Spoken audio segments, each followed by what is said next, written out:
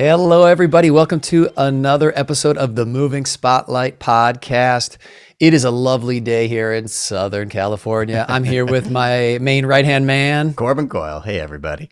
Corbin. Okay, I want to get right into it today. Today's topic, what is your favorite theme park? Theme parks, they're tough for me because I get very motion sick very quickly. So Okay. and I also get that thing where people black out when they go down like hard turns and stuff. So Oh my gosh. I will like pass out and be like, whoa, that was weird. You're just gone from the world for a second. So Disneyland, anything that's kind of Okay. fun that has a little bit of things that aren't around the center of the theme parks. But yeah, that's kind of where I land because I want the good food. I want the good like kind of wacky experience. But Is there an area of Disneyland you really like? I like the old school stuff because my family used to go a Okay. lot. My mom's best friend works at Disney to this day, so I like to go like Pirates of the Caribbean, like all the things that are kind of central that you got to do again.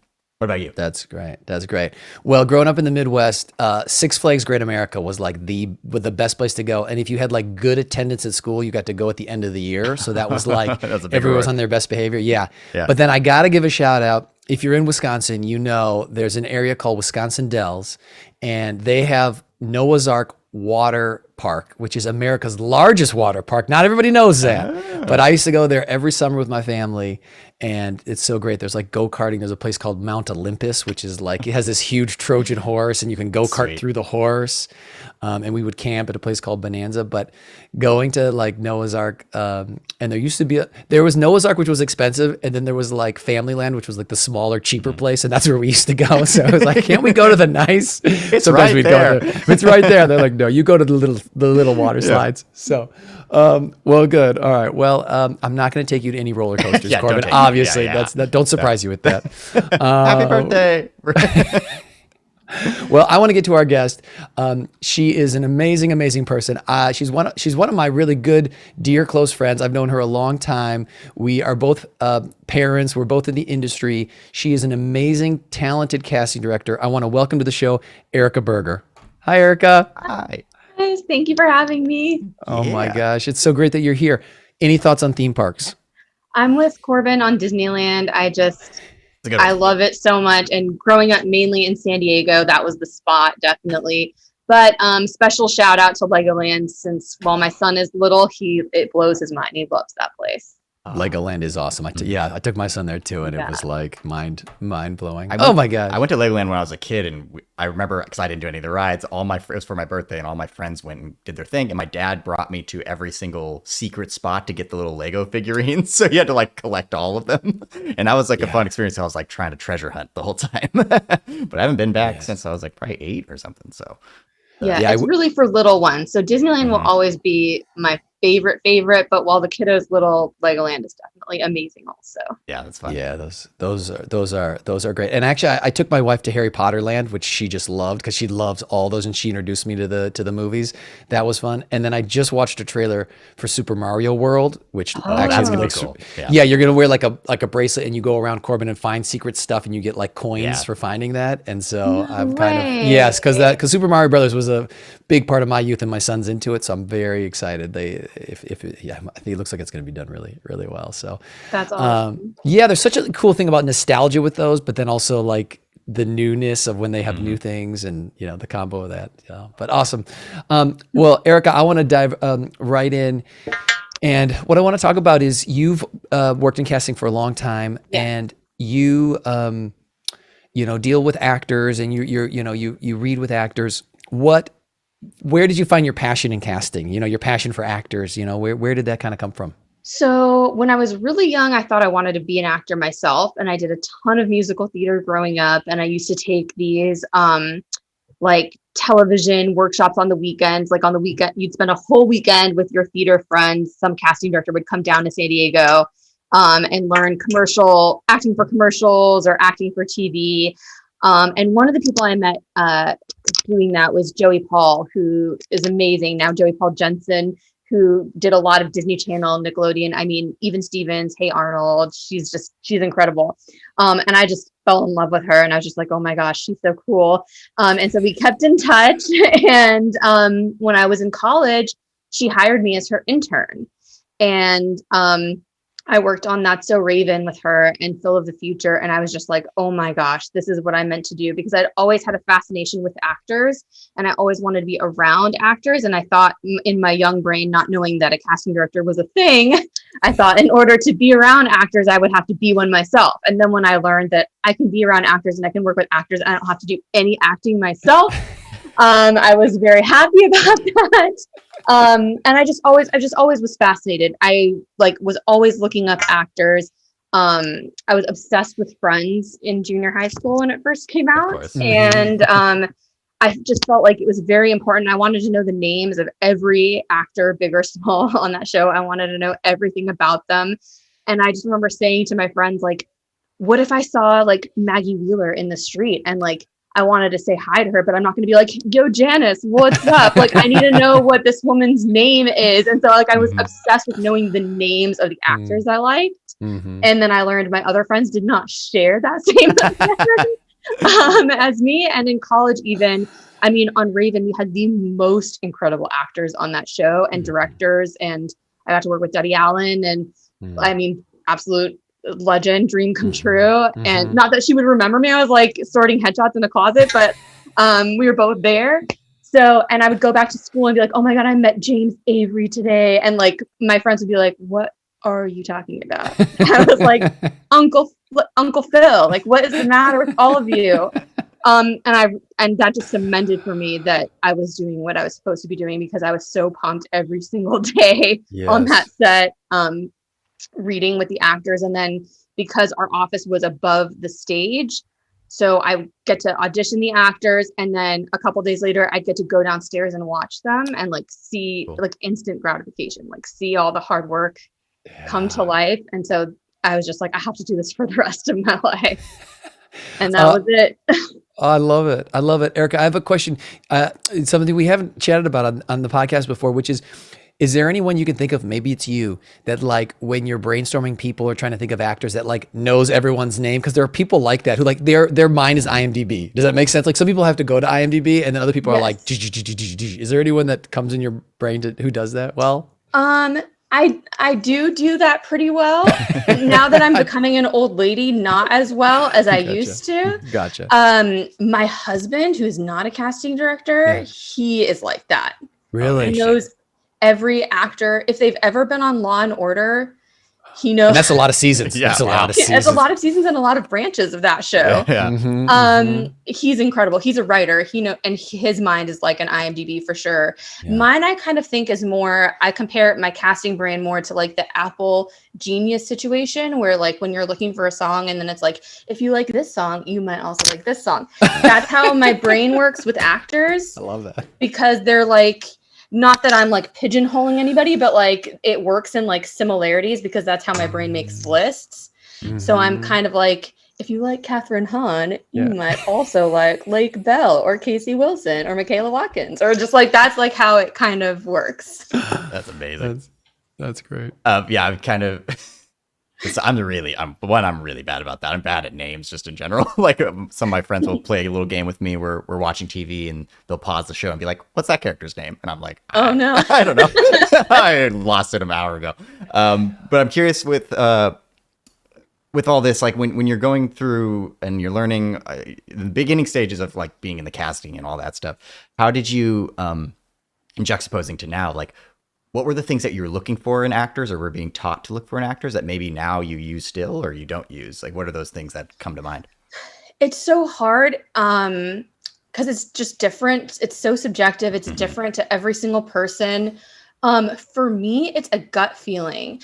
And for me also, like when I read the script, I imagine all the characters. And so then when I see the picture of the person that I had imagined, I'm like, there we go. And it's also just like, if I feel like I can get a sense of the person from the picture, I'm more drawn to it. But yeah, it's like I don't want to be, I'm such a dingus, but I'm like, it's like a spiritual thing for me. Like when it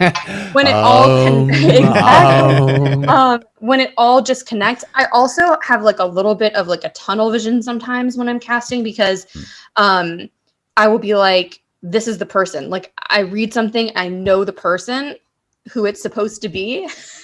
And then sometimes I'm like, it's this person or nobody. So that sometimes happens too when I feel like really strongly. But for me personally, I connect to more subtle, nuanced performances. I really like an actor who draws me in, where you're just like, they bring you into their world and it's not as outward for me. But that's definitely just a personal preference. It's so different for everybody. But that's and like nobody told me that. It's just kind of, you know, Joey would let me sit next to her and just ask me what my thoughts were. And it's not that my thoughts were right or wrong. It was my own opinions and just helping me build who I was going to be one day as a casting director, because everyone's different. Yes. And I could see that because those kids shows are so nuanced with their acting sometimes. I just kidding. Well, the thing that's really cool to see about Raven is obviously I'd seen the show. I worked on the second or third season. It was so long ago. I can't even remember. The second or third season, and then maybe a little bit of the fourth season, which wasn't even supposed to happen. But the very cool thing about Raven is obviously it was a little bit too old to kind of enjoy that show as it was airing, but watching it live was like, I was like, oh, this is a stage show. Yes. This plays unbelievably live. Yes. And Raven is, I mean, she's a national treasure, but she was incredible. She's spitting out, like, every take is different. Every take is fresh. She was a powerhouse. And also she was so kind to those kids in the audience. But as a live show, it was phenomenal, really and truly, because it was just a group of comedic geniuses kind of doing their thing. I love that, Erica. And yeah, for you know, actors out there, if you can get to going to a live taping of a show, it's such a great experience. And that energy is so wonderful, you know, for the comedies. I just think it is great. It's like, you know, it's like a live comedic show, you know, and so they're feeding off of that and you're feeding off of it. So I love hearing that. I want to go back a little bit when you said you're looking at like headshots and trying to get a feeling. You know, sometimes we get asked about, or I get asked about, like, headshots, resume, reel, and kind of when you're looking at that as priority, I'm just curious how you kind of go about, you know, like, do you look at the headshots, and if you like the headshot, you go to the resume, if you go to the reel, like kind of the hierarchy, and how often you kind of, you know, so I think that's also can be tough. Also throw in there slate shot. Like, I'm curious, like, that's another. And slate shot too, because there's all, you know, it's always curious of like, is this an actor's access thing? Do casting directors care? People always want to know that. That is true too. Yeah. Okay. Thoughts? So for me, I'm very driven by the picture. The picture is the most important thing for me. I'm seeing 100 pictures per page, like little bitty squares. And again, I know what I want. So I'm pretty quick submission wise, although I do look at all of them. And I continue to look at them as they come in. So it's not like, oh, if you didn't submit immediately, I'm not going to look at it. It's not that. And I don't filter by agency. I look at every single picture that was submitted. Good answer, Erica. Good answer. Thank you. And so I'm really drawn to the pictures. Sometimes I'll look at the resume, but I don't care as much about it. If I'm looking at the resume, I'm usually looking at the profile part to see if the person is SAG. So I'm not necessarily looking at the credits. If it's an enormous part, I might want to see if the person has done any TV before. But I, especially with self-tapes now, because I can see probably 3 times the amount that I would in person, I'm give as many people chances as I felt the picture was right. Yeah. So if I see something in the picture that feels right to me for the role, I'm very likely to give it a chance. I don't often watch reels unless I'm like, the person won't read. So if it's someone who isn't going to read, then they're higher up the chain. Yeah. Then I'll watch the reel, not because I'm not familiar with their work, but because I want to make sure before I send it to the producers, it's a good reel. So that's mainly the reason why I'm watching a reel. I always say this. I feel like there's a lot of pressure on the actors. Get a reel, get a reel, get a reel. There's some sort of thing, and I don't know how this works. So like, ignore me probably, but I keep hearing actors say all the time that their agents tell them, oh, if you submit with a reel, it bumps you to the top of the submissions or something like that. I haven't personally noticed that. I feel like if a reel is there for the purpose of showing your best work. So if you have not been given the opportunity yet to do your best work on a television show, then save your money until that point comes and you have a collection of scenes that you're incredibly proud of that were on television that you want someone to see. Because a lot of times I'll be like, oh, this person looks interesting. I've never seen them before. And if I do click on the reel, sometimes I'm like, oh, okay, never mind. Whereas if the reel wasn't there, I probably would have given them the appointment. Interesting. Yeah, if Because the I'm footage looking isn't at going it to and help me. I'm saying, oh, this is this person's best work. Interesting. This is the best that they can do. And that's why they've paid money to put it on this reel and paid money to put it on breakdown services. So if it's not your best work, just wait, save your money and wait. It would be my advice. But again, it's so different office to office. But for me, it's picture first. And if I like the picture and it seems right for the part, I'm going to give you a self-tape request. And have you ever clicked on a slate shot? Yes or no? Yes. And I think just because I'm so old and like I'm from the time of opening pictures in a closet, like hard copy pictures and sorting them by role and handing stacks of them to the casting director. Like that's where I'm from. And the slate shot freaks me out a little bit. It's a little like Harry Potterish. I'm like, oh, the picture's talking.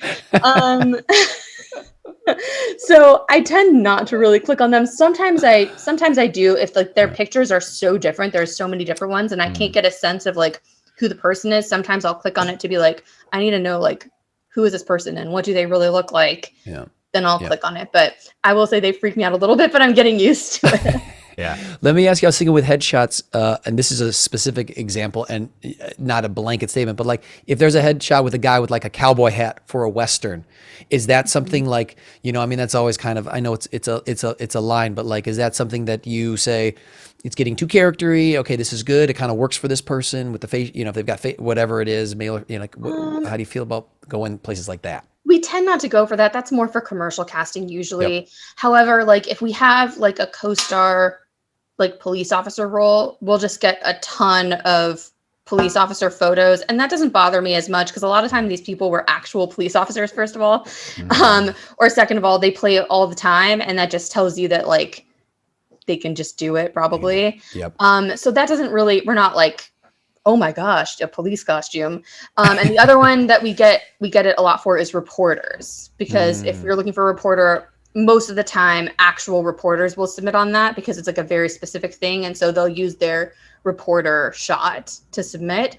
But outside of that, we just get straight, you know, theatrical pics. I think those reporter ones, Erica, are like the hardest. And I've gotten a couple reporter, they're so hard because they're right to camera. There's a certain rhythm to them and there's no kind of like, and so I tend to see like usually like you're saying, it's like real reporters book those because it's very challenging. Yeah. It's, you know, it's not a dialogue. It's not even really a monologue. It's just like this kind of like cranking thing, right? I think those are really hard to do. Yeah, and because it's so nuanced too, depending on what type of reporter it is. There's like 7 different types of reporters, and they each have like a different cadence and a different rhythm and a different look. And so it's like, are you on a serious news station? Are you on more of like an Access Hollywood situation? Like, is it a Good Morning America thing? It's just kind of like the reporter thing's so tough. Can't it just always be Mario Lopez, everybody? Let's just make Mario. Can he just do it all? I tried once actually to hire him on a show as a reporter, as like for a role.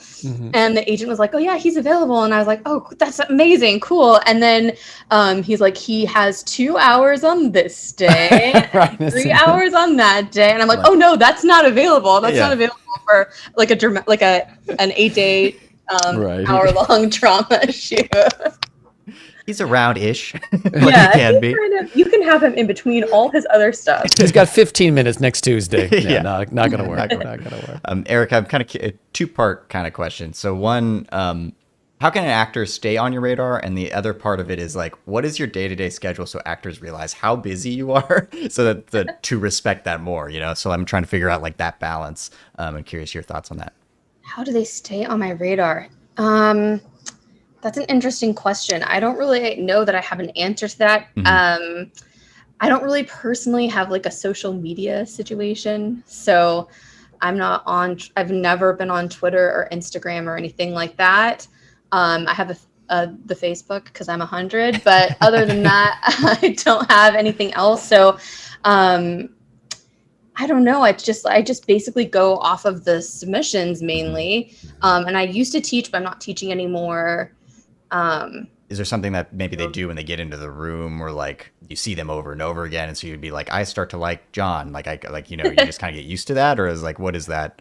I mean, definitely, like, if you come in and you do a great performance, and even if you don't get that role, like, I'm going to remember that, and I'm going to keep bringing you in for sure. Or now we're not really in the room, so with the self tapes, but yeah, just do a good job. You do a good job, then I'll remember and bring you in again. But that's not to say also that if you had a bad day, I wouldn't give you another chance, because I definitely do that as well. Well, and also, Erica, wouldn't you say, it's funny because when Corbin and I were talking before, and I was like, Erica is going to give, I think, a very like submission, traditional based answer to this, because I know how you are, and you're like, this, like the work is what she's like into, like all that other stuff. But I was going to say is, I think you're also, in my opinion, you're always keeping your eye out for good actors. So so I think the idea is, if you're doing stuff, if you're doing things and you see it, Erica's going to remember you. I think that's the cool thing, and I mean, we met through a USC grad film, right, Erica? And I remember, like, when I submitted, I was like, okay, she works on some other stuff. This would be a cool, and the project turned out amazing, but it was like, I think sometimes, I think that work begets work. And so what I mean, Corbin, with your answer, I think is, there's definitely the headshot submission, but it's also like, well, Erica will, if she's helping out a friend do something, it's like, well, what are ways that you can get in front of casting that's maybe not just submission, but it's like doing work, whether it's a play or whatever, and they get invited by a friend, I think that's also, and then they remember, is my point. And I think that, Erica, that's what you're saying. It's like, I remember if you have a good self-tape. I remember if I see you in the show, right? Totally. If I see you in something, if I see you in a play, if I see you in a comedy show, my former casting partner who quit the business, she knows I'm not on the TikToks, but she'll send me, she'll be like, oh, this person's really cool, you should look out for them. So like, we also talk amongst ourselves too. Yep. Yes. So that's good. And then my day-to-day, the reason I love casting is because it's different every day, but it is insane. I mean, the project that I'm currently on, we just put out our first breakdown of the season. I got, it was 8 roles we put out. I got like 3,500 submissions per role. So I've been spending all week going through them all. So doing that, answering a trillion email pitches from the producers as well, on the phone with the producers for concept calls, budget meetings about, returning cast, what those deals are going to look like this year. And usually watching a lot of self-tapes, a lot of self-tapes. And just on the phone and email a lot. Are people still pitching actors on the phone? Like, what is that like, Erica? I think that's something actors really don't like, is the agent saying they just did this and this, or you really need to see them, they're new? How does that, I think that's a little bit behind the curtain that we don't get to see or hear. On the phone, not as much anymore, because we're not in the office. We're all spread out. We're all at home. Yep. They definitely have our number, so we still speak to them. But mainly via email, because they can hit up all of us at once. And so, yes, they do. They say, oh, I've got this cool new client. You've got to see them. Oh, here are some highlights from my online submission. And I'll put everybody's like blurbs and reels of like what everybody's been up to. Sometimes I talk to them on the phone about pitches, but it's not as frequently as before since we're at home. But yeah, they still, I mean, the second that breakdown hit the internet, I had hundreds of emails. It's just ding, ding, ding, ding, ding, ding. And I try to also respond to everybody, even if it's just to say, I got it, I'll take a look, thank you, because I want people to know it was received, and I, again, look at everything. So, yes, you do. I'm not able to always respond like, oh, these people aren't right this time or whatever, but I try my best to get to them all. With this, I just got a new agent yesterday. Congratulations, Corbin! Yay! It was going well. I was filling out all the stuff that they needed, and they asked me to send an email to them about 3 like facts about me that will help with the pitching. And I was really struggling with like, what would that be? You know, like how, like what is the casting Corbin director was care about questioning that? Erica. Corbin was questioning his existence. He's like, "Who am I? I was like, who am I? What do am I I? do? What am I about? How do I live? How do I live?" So I'm I curious. eat. I eat. Yeah, is that fun? Is that a fun thing to send? So yeah, I'm just curious. Like, what is that on that end? Like, is there things that you're trying to notice, like strong improv skills, or like, but that feels almost generic. What would be something that that would entice you to be like, oh, this person, I like this thing. I mean, improv skills are always great because it's so necessary, especially nowadays. So it's great to know if someone has that training, or if you like to do theater, or, you know, you can mention this podcast that you do, because that's a way for someone to come take a look at what you're up to. But that's an interesting question. Generally, I'm looking if you're going to be good for the role. So it would be specific to each role. Like a lot of times when, like on the submissions, they'll put like fluent in Spanish and step aerobics expert, or like whatever thing might be. And I'm just like, and then I'm like kind of puzzled, because I'm like, well, I'm not looking for a Spanish speaker or someone to do a step aerobics class. So a lot of times that stuff, I think almost the more generic, the better if they're using it for pitches, because sometimes that specific stuff throws me off, or I'm like, I wasn't asking for a Spanish speaker for this part. That's what I was struggling with too. It's that's like, nice, but like I'm not useful to me in this moment. But yeah, the improv stuff, or if you take classes, which you don't have to, by the way. Like I'm not looking for that specifically. I'm just looking for the face that fits what I had imagined when I read the thing. Gotcha. That's why the headshot is so important.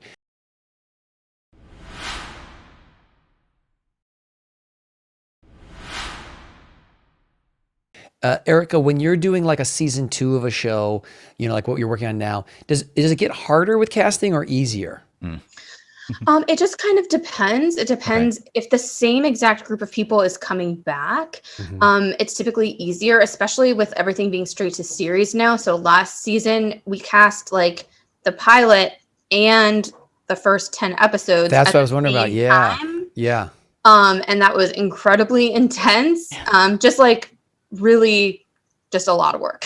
And then in season 2, and it just depends on the show. If you're adding series regulars or not, how many big recurring guest arcs there are. It's always the beginning of any season is the most work. And then you kind of settle in as the episodes go, because then you're just doing whatever guest roles come up episode to episode after you've cast all the big parts. Do you feel like you use like some of your like favorites like early on, like you're like, okay, these are my like, I mean, I think like these are the people I know can like crush it, or you know what I mean? I of course will have ideas when I'm reading the script. I'm like, oh, this person would be great for this part, and that person would be great for that part. And we all talk, we come up with lists, and then we read people. So then we'll do a combo of like offer only choices to present and reads to present too. And that also depends on the project.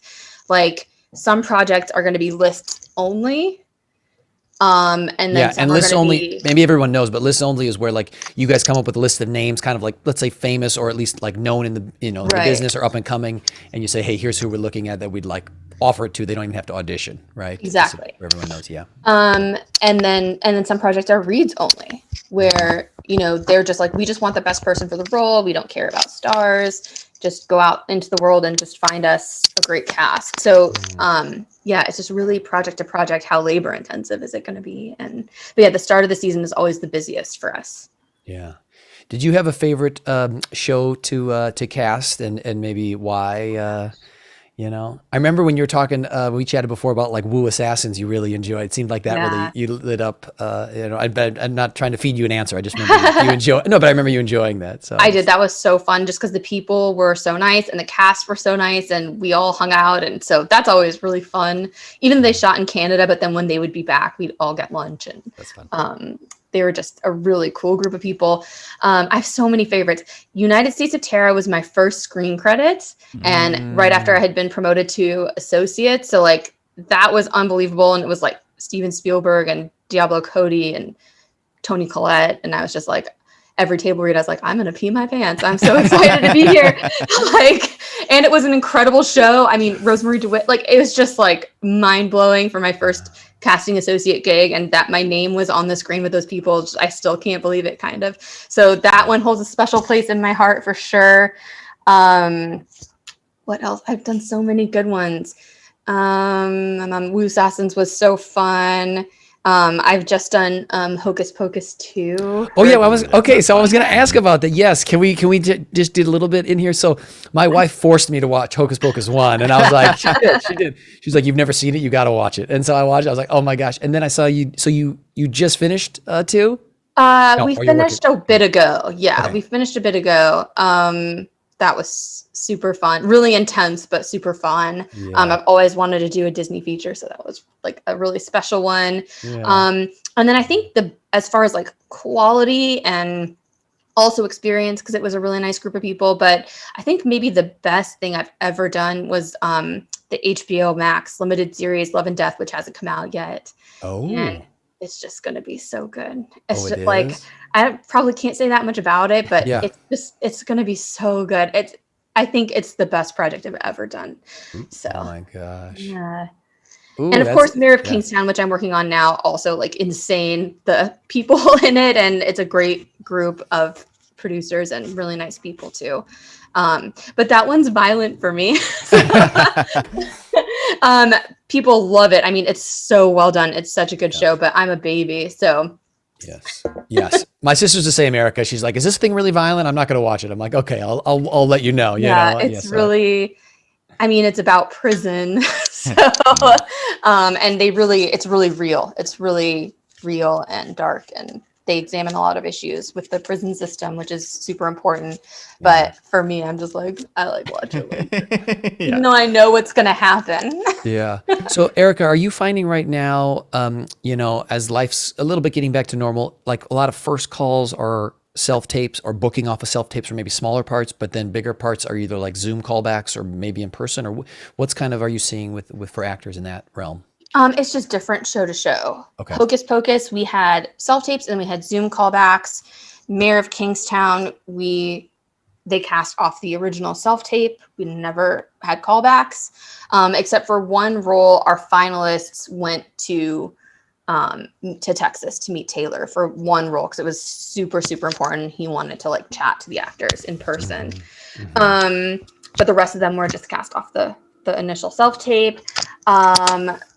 Love and Death, we auditioned one part, 2 parts maybe, and the rest were offers. And the roles we did cast were just cast off the original self-tape. I did a Western with my casting partner, and we had the Zoom callbacks for that one. So it just depends. Yeah. What's something that actors do that frustrates you, Erica?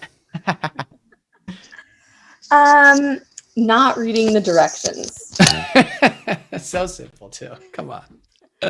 Because we work hard to like get all the information. Like I'll put a lot of information in the appointment requests. Yep. I will just give an example that you guys are going to think it's crazy, but it's not crazy and it happens a lot. So I was working on a pilot 100 years ago. I had seen this actor in a class that I was like, this guy's great. I should keep him in mind and try and find something for him. So it was a series regular role in this pilot. I called him in. He shows up, and we like start doing the sides, and he's like not doing the sides. And then he was like, actually, I read the script and I liked this other part better. So I prepared the sides for the other part. And we were like, well, that part has already been cast. So oh boy, that role is not available. And so like, did you look at the role we like actually like requested you to audition for? And he was like, no. And so then that was the end of the audition. He didn't prepare the role that we had actually asked him to come in for. Yes. So stuff like that is very frustrating. Mainly because it just makes my heart hurt for him because that one I was doing with Corbin and Liz. He'd never met Corbin and Liz. So like that was a cool opportunity, even if he wasn't going to get the series regular role, but like he could have made fans out of them. And then I had to tell the agent, like, he didn't do the role he asked for. And I just think if you have a question like that, have your agent ask us the question, right? Like they'll call us all the time and be like, oh, they actually responded more to this other role. Is it open? Do you mind? Can they read for both? Or can they read for just this one? And then we'll tell you, oh no, that role has been cast, or sure, or, whatever. But just don't take it upon yourself to ignore the directions and do your own thing without asking first. Yes. Yeah, it's like going into an accounting job and being like, I'm feeling like I want to do legal now. It's like, why are you switching that up? Exactly. And if you put something specific in the appointment info, it's probably because it's really important to us. Yeah. And so please read everything that's in there. When you get sides, the parts that are crossed out, just so that we're not reading that part, but like that doesn't mean don't read it. Yep. Right? For yourself to get the information. Yeah, Stuff Eric, like I'm that. thinking the most recent thing that I self-taped for you. I remember I was like, oh, what about this part? You're like, no, that part is already like cast. And I was like, okay, then this, because we were chatting about different parts, and so I remember that. Yeah, but you're right. That's a great thing, and it's also interesting because I feel like, it sounds simple, but even with like self-tape instructions, every office is different, and so there's it can be a little bit, you really got to spend some time if to be prepared, with whatever that is for like the part, for your self-tape, all that stuff. And that's the thing that's frustrating when I'm just like, it's more than just the creative performance. Like this is your business and you have to run your business properly. And that means preparing yourself as much as you can. And a lot of the times, especially if it's a new show, there's not a ton of info out there, but if it's an ongoing show, there's so much you can do to prepare yourself, like watch the show before you come in, so you know the tone, and asking questions if you have them, reading the entire sides, even the parts that aren't your lines, anything that you can do to give yourself as much information to help you, to help you yourself succeed. Because I can't do it for you. I want it for you, but you have to put in the work. Did you find like when you were working on like Revenge or Hart of Dixie that people came in that were like fans of the show that like really knew what was going on and stuff like that? Totally. Yeah. That's cool. That's really neat. That was really fun. And we were getting calls on Revenge, especially. Hart of Dixie, not so much. That was a little show that like a lot of people didn't really know about. But on Revenge, definitely after the first season, people were like bananas for Revenge. And we were getting calls from like all kinds of people that like, oh, just so you know, like Stephen King is a fan and feel like you have a little part for him, or like, stuff like that. That was like really cool. That's very cool. Go ahead, Carl. I was going to ask, while we're in this world of being in the room for in-person callbacks or even Zoom, how do you like when people improvise or add a button at the end? Do you want them to hit all their marks in the first take and then maybe the second one add a little spice? Like what do you like, or what was that world? I think I always say, as an actor, you have to do whatever feels comfortable for you.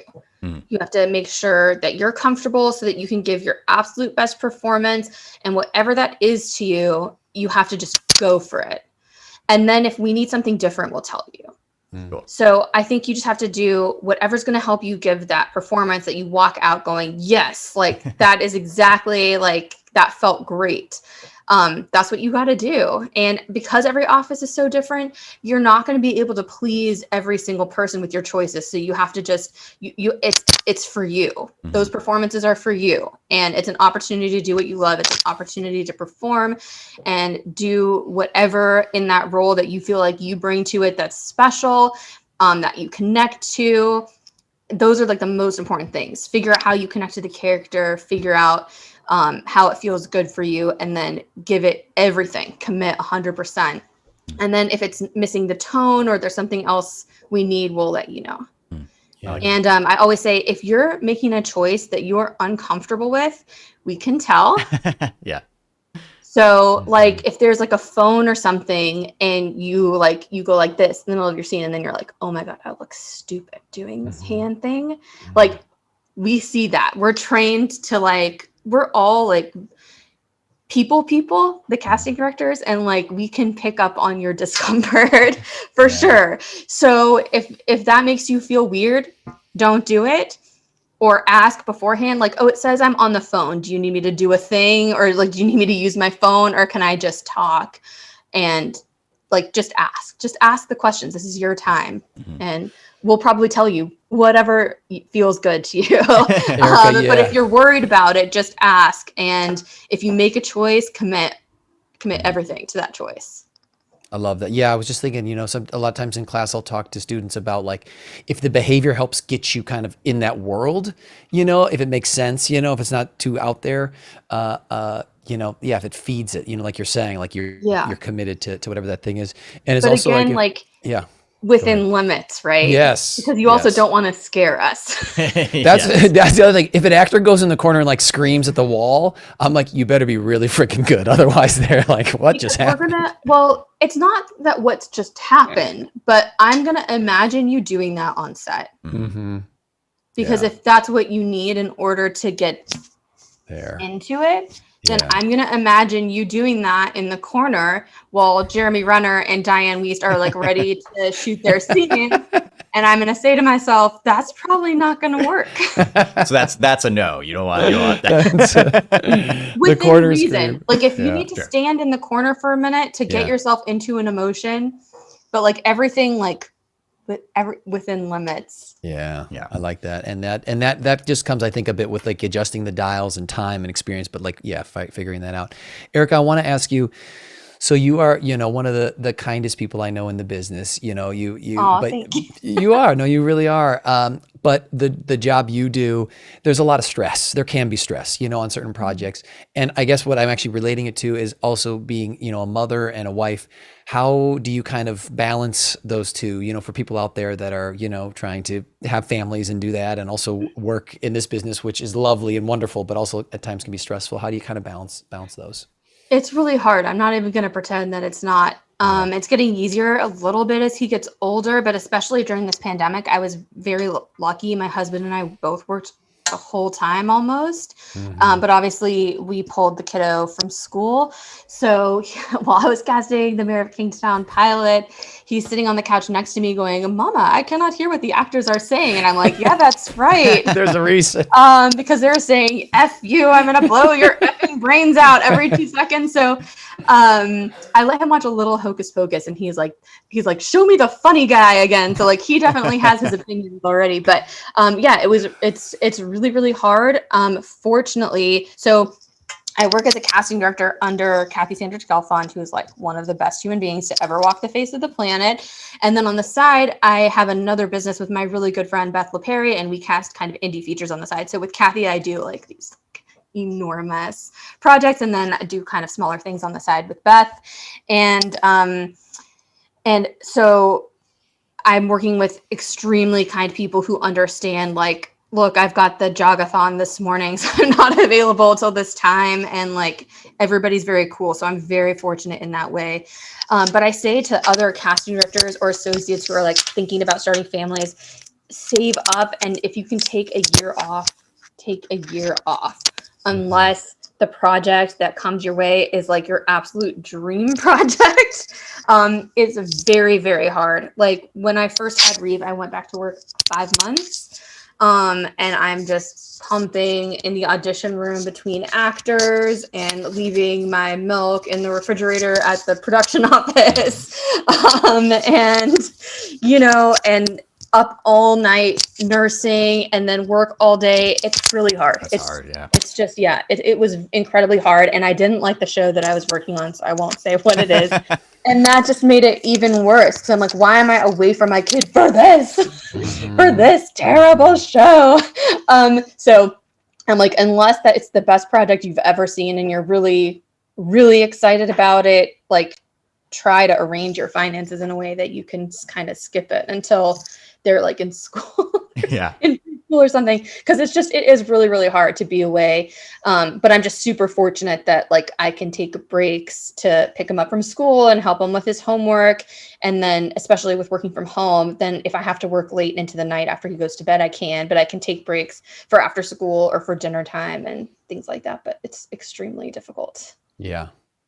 But you're happy. You're glad you have a son and a family. Of course. It's the best. It's just, it is really hard as a mom because you're like, now I'm not doing like my mom thing as well as I want. And I'm not doing my work thing as well as I want. So there are those feelings, but like, no, it's amazing. It's amazing being at home. I definitely get way more time with him at home. And I can pause watching the self tapes until later and spend time with him. So Yeah, I think that's the big difference. You don't get the 8-hour chunks anymore, Erica. It's like now it's like an hour and a half chunk, and then it's like, all right, now I need to feed you. All right, and then another, like that's so yeah, no, that's exactly. that's lovely. But he's always like, Mama, take a pause and play with me. Yeah. I'm like, okay. My son's the same age, exact same age, and they know each other. And Quill's the same way. He's kind of sitting there. It's like, Daddy, Minecraft time. I'm like, I gotta finish this thing. He's like, let's play Minecraft. I'm like, all right, let's play for a little bit. Well, I love it. So, Erica, we're not gonna let you off the hook yet. We've got something for you, which we call your best bad acting. So you're going to have to go way back, Erica, to when you had those acting lessons, and this is your chance to shine. Here's what's fun about this. There's no pressure. In fact, the more you have fun with it, the better. Corbin's going to put a quote in the chat.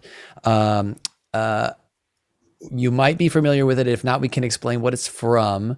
I think you're going to be familiar with this. This was Austin Powers. This is Austin Powers. Yes. So we thought we'd give you a fun one. I get to be Dr. Evil. You get to be Dr. Evil. So the part I was always born to play. We nailed it. So so Erica, have fun with it. You could do it over the top. You could do your own thing, whatever you want. We may or may not give you a redirect because oh no, okay, because we finally get the power, Erica. All right, you don't get to tell us what to do. No, so just enjoy it, have fun. There's no pressure. This is so bad. I'm a behind the camera gal now. This it's okay. You're gonna crush it. You're gonna crush it. We get the warhead and we hold the world ransom for $1 million. I love it. For those not watching, she definitely did the Burns finger thing, and the Austin Powers pinky on by the mouth. Is so Mike that was Myers good. proud of me? He's so proud. For sure. I'm a Vale LA. You're booked. Corbin, do you have a redirect? Well, no, it was so good. It was so fun. I have one. Erica, I want you to do it. I don't know where this is going to go. Like a rock star. See what happens if you're a rock star. Oh my gosh, I don't have a rock star bone in my body. That's why I'm doing it. That's why I wanted. I know. Theater dork. Okay. All right, so just try and see what happens. We got the warhead, and we hold the world ransom for $1 million. That's not what I expected. That was so fun. That was amazing. That was amazing. I was on stage, if you couldn't tell. I could tell. I saw it. Yeah. There was like smoke billowing out as you were screaming. I was coming up out of the core of the Yes. Rising up. Amazing. That was my moment, guys. Oh my, that was your moment. That was your moment. We're going to cut that out, just that clip, and we're going to send it to you.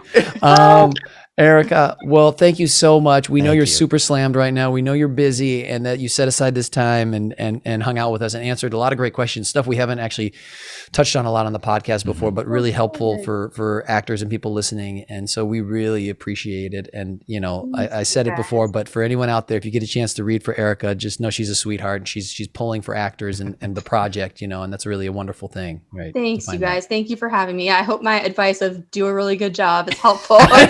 It kind of is. Yeah, it's true. Summarize it down, boil it down to that. That's great. So, well, awesome. Erica, thank you so much. We really appreciate you you being here, and thanks for joining us. Thanks, guys. Thanks, Erica. All right. Bye, Erica.